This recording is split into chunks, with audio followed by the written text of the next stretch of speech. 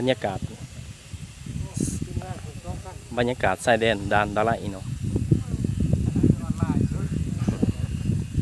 ปัจจุบันก็มีการอัปเดตเนาะมีการเฮ็ดหลังคาแต่ก่อนมันบ่มีเนาะชายแดน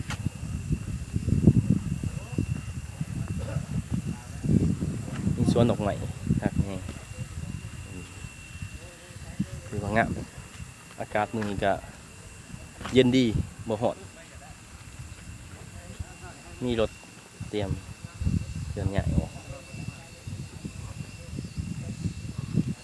มาเบิ่งจุดสำคัญเนาะที่คนส่วนใหญ่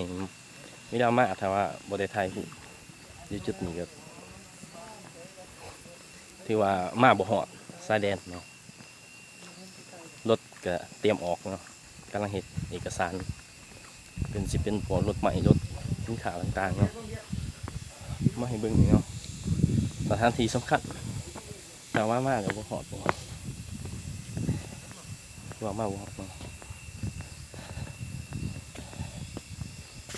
มันถึกปีการสร้างเนาะปี2009ลำดับเด็กที่635บรรยากาศโดยรวม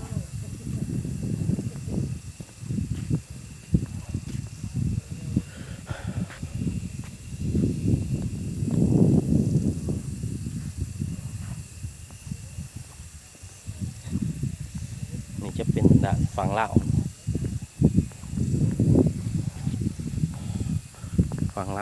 635อย่างนั้นมาด้านฝั่งเวียดนาม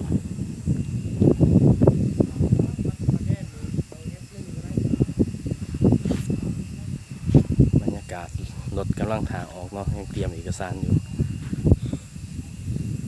รถเป็นรถเขาเนาะเขามาเที่ยวซื่อ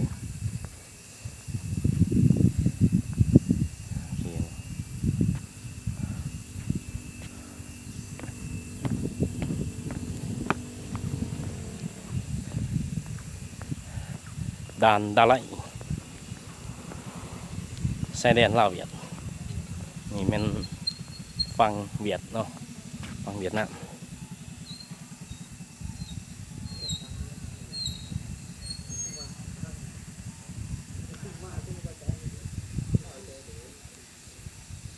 ก็ซ้ำนี้เนาะบรรยากาศ